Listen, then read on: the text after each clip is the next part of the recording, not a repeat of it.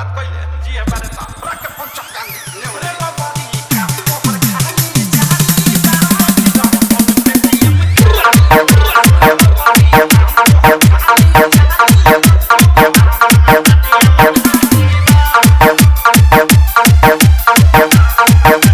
Vishal Pump Bike Tech. Vishal Pump Bike Tech.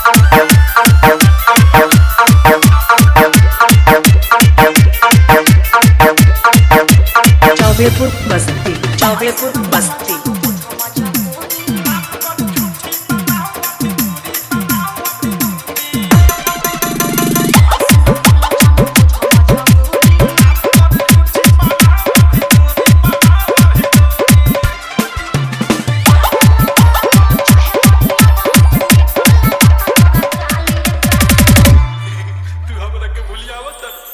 लागत कि तोरा चक्कर में हमरा कोठी में के धइल धान गेहूं बेचे के पड़ी अरे कौन तोरी मां का प्रणाम करू प्लीज बाबू मेरे बारे में ऐसा मत सोचो बाबू कर दो ना और सुनो ना थोड़ा साथ में नेट पैक भी डाल देना ओके अरे बाबा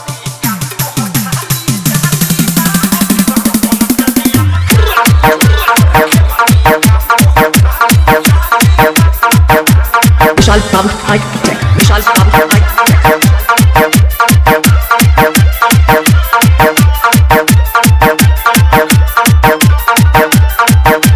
Chowbepur Basti. Chowbepur Basti.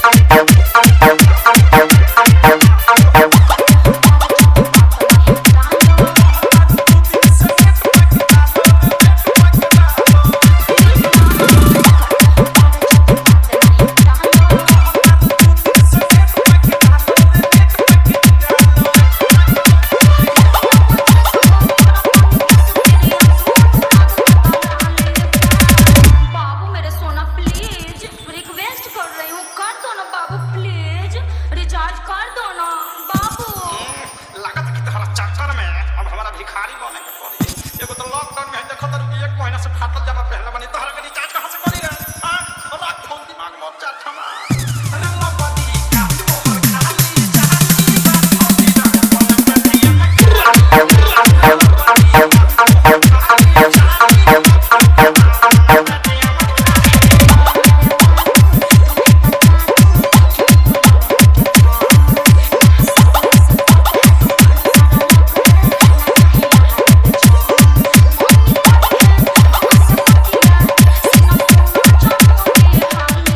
Hello बाबू रिचार्ज कर दो ना मेरा पैक खत्म हो गया है एक काम करो ना बाबू जियो का 399 मार दो ना बाबू प्लीज ये तोहर के इतना रिचार्ज खत्म होखलो यहां पे पैसा के गाछ है नोट छपाई थे का कि तोरा के रिचार्ज पर रिचार्ज करबैत रहत लोग आ तोरा जब कुछ घटा लग ना तब तू फोन करेलिस प्यार मोहब्बत की कही बात तक बात कइले जी हमारे ता रख के फोन चक्का ने